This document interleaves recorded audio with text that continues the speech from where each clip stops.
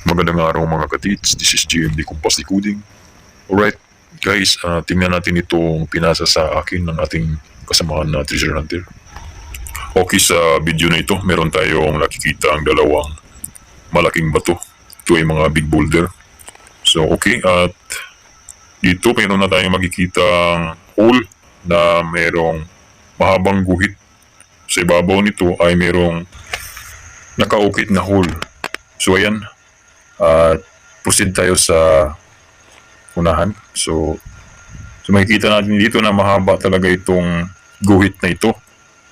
So meron itong isa pang hole at sa baba meron pang isa. So bali tatlo na. At meron itong mga engraved na mga nakaukit dito sa pinakagitna ng mahabang line. So ayan. Okay, dito sa ibabaw, so meron akong napansin dito na merong dalawang hole. Maaaring ginawa itong mata at itong slice na ito ay ginawang bibig. Dito naman sa pinakababa, kapansin-pansin dito na may malaking tapyas. Maaaring may anomalyang ginawa dito sa malaking bato na ito dahil dito sa mga engraved at slice na nakikita natin. So ayan Madam Sir, dito naman tayo sa kabilang side. So meron naman tayo makikita dito na mga engraved vertical at saka pa horizontal. Hanggang sa baba ay meron itong nakaukit na hole. So ganyan ang makikita natin dito sa side na ito. So medyo may reflection yung araw. Medyo di gaano malinaw ang kuha ng resulta ng video. Pero subukan pa rin natin basahin itong mga nakaukit dito sa isang malaking bato. Okay, dito naman sa portion na ito, meron akong napansin dito na may maliit na bato na nakasupport dito sa malaking bato. Maaaring ginawa itong support. So dito sa baba, meron pa rin nakaukit dito. Merong hole at engraved na line. Okay, dito sa side na ito ay parang ginawa na itong pader o huling side girder ng isang malaking bato.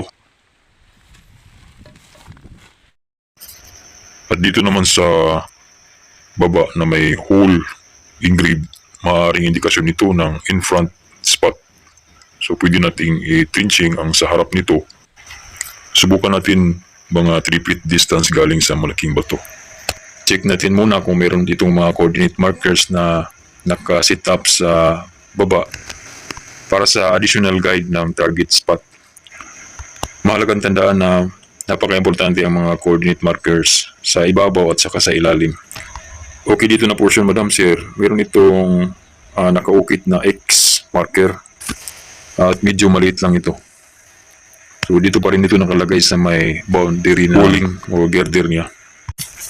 Sa visual animal symbol markings naman na nabubuo sa isang bato, ay meron ako napansin dito na isang paa at ito naman ang pinaka head marker niya. So meron tayong prospective animal symbol sa isang bato na nabubuo.